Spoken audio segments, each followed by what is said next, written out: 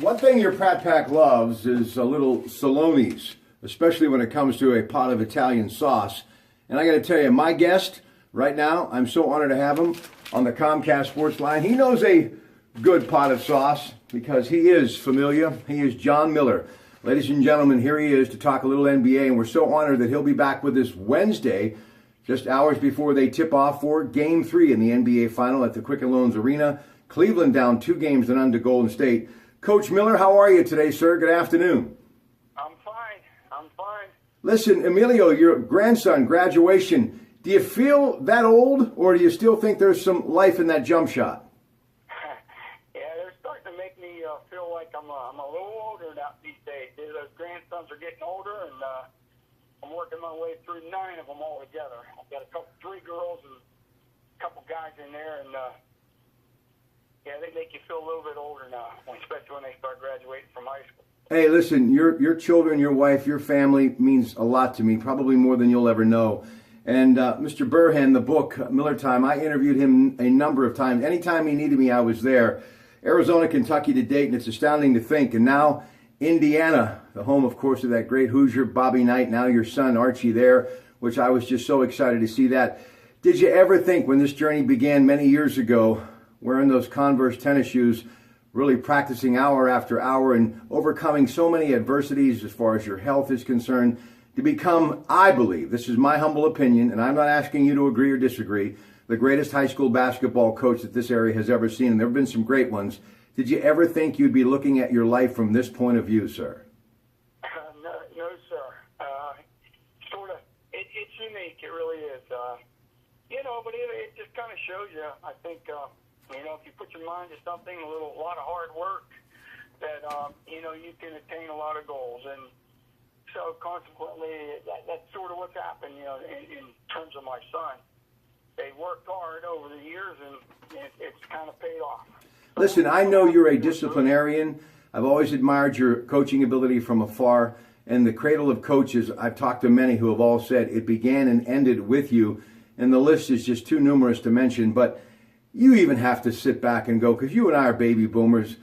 Your son at Arizona and now Archie at Indiana, that just must make you awfully proud. Yeah, I'm proud of what they've accomplished, and it's always like an ever-growing progress. You're constantly trying to get there. Now with Sean, it's more or less like, okay, the Final Four, and we're going to win this thing, and that's what's he's stumbling along. And last year, everyone thought, especially out in Arizona, they were going to get in there, and lo and behold, here comes his old team, Xavier, Chris Mack, and they knock him off. And so, hey, we're back for the next year. You just got to keep knocking at the door. All right, and now I know that's what he's going to do. And now the young guy Arch, he's going to really try to get IU back, to where they once were. Well, listen, We'll see what happens. The reason you are here is to talk NBA, and you both, I have a love for the game at all levels, and I'm a big fan of the NBA, grew up watching it, all of those great 80s Celtics and Lakers matchups, and I still can't get enough of it through the Michael Jordan era to where we are today. LeBron James led the Cavaliers with 29 points, 11 rebounds, 14 assists to match a record with his 8th career NBA Finals triple-double. Only former LA Laker legend Magic Johnson had 8 prior final triple-doubles. No one else has had more than 2. LeBron didn't want to hear any of that. It really has been the difference maker. Kevin Durant, who came over in the offseason from OKC, 33 points. Steph Curry lit it up. Maybe the best point guard to come along in the game since, here, look at Magic Johnson. Even though he was 6'9", he could play that position. Tell me about Kevin Durant and why he has been such a difference maker in this finals. Well, he's just a true scorer. This guy can really, really score. I mean, with anybody, and you could rank him up there with the top 2 to 3 guys all time. In basketball, he's that good. And he jumped and made the move and tried to better himself. And it looks like it's going to work out. The thing I like about Kevin Durant is he's a genuine person. You hardly ever hear anything negative. He just shows up. He plays the game, and he's very nice about it. And after the game, he credits the other team, and to me, that's what like about LeBron James.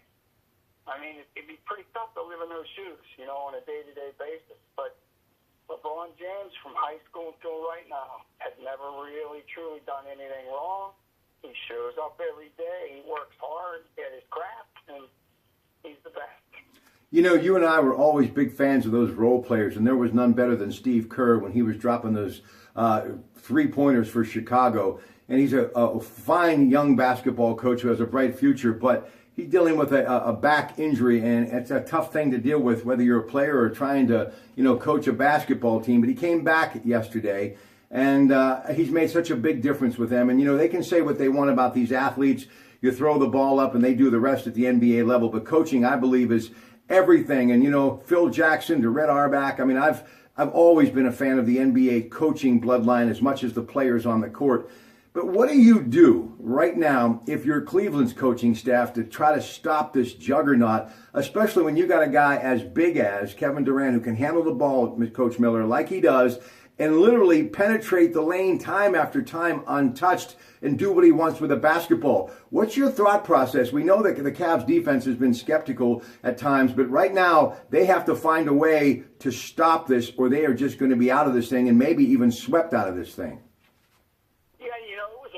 Last year that it happened, and we were sitting here saying the exact same thing, and then all of a sudden they go back to Cleveland and wow, you know, they turned it around and LeBron was able to do it. I mean, that was a miracle, and now this will be an extra miracle if he can turn it around and they can pull this thing out and Cleveland wins it again. I mean, it would be unbelievable. I mean, unspeakable almost if he could do it again. I don't know. My honest opinion is I don't think he can do it. I think the Warriors are there. I mean, especially with the addition of Durant.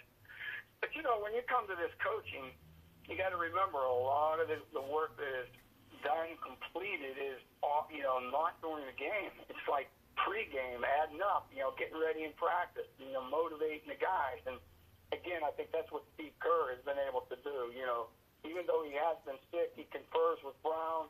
They do a lot of talking all day long, and you know, the end result is obviously the coaching on the floor. But in the pro game, pretty much the game's going to take its, you know, toll as it goes on. So I think Steve Kerr still, even though he's sick, has a lot to do with what's going on because he and Mike Brown are talking every day.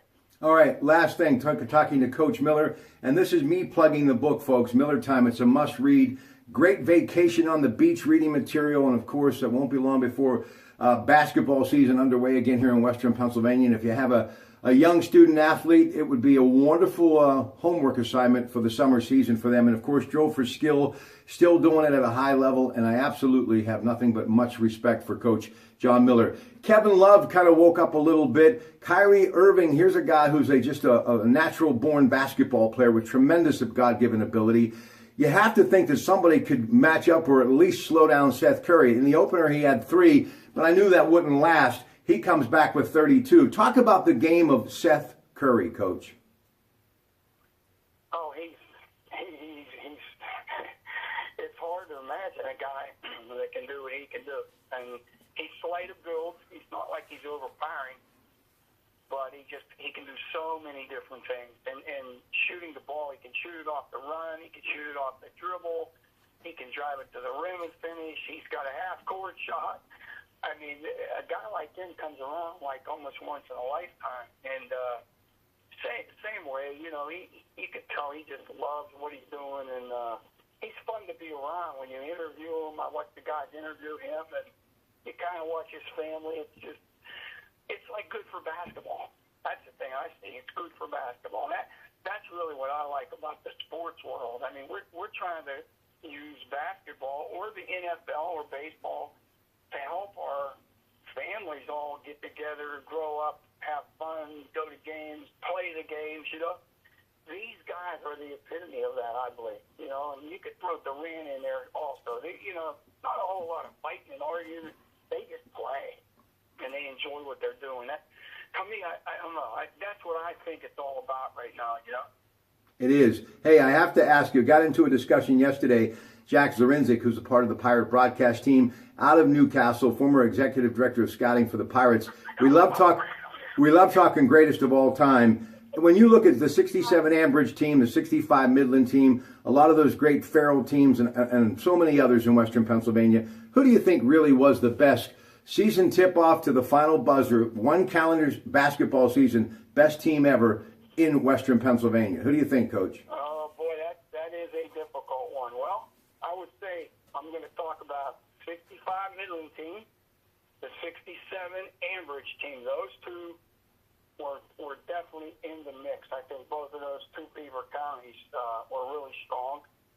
And then up in the city, a couple of the city teams, I think maybe the Shenley team was there, but I don't know. If I had to really put my label on it, I'd have to say the 67 Ambridge team. I got to look at that group there. I don't believe they lost the game. They beat everybody really, really bad. And three guys go to high Division Ones in Purdue, Carolina, and Duke with the DiVinzio, Wysick, and Kaufman. I don't know. I'd have to say 67. Uniontown had some great teams. Hey, the Blackhawk 92 and 95 teams were tough. Yeah. I honestly believe Blackhawk, the 92 team, could play with anybody. No doubt. We played the number one team in the nation that year. Didn't have two starters. We got beat, but that was our only loss of the year. We could play with anybody, the 92 team. But, growing up and living here all my life, at 67, Dennis Wysick, oh, man, and Dick DiVinzio, one of my favorite guys all time. That team right there to me was as tough as they get. And you mentioned the coaches, the top coaches. In my book, I studied Eddie McCluskey for many, many years. Eddie McCluskey, oh my goodness.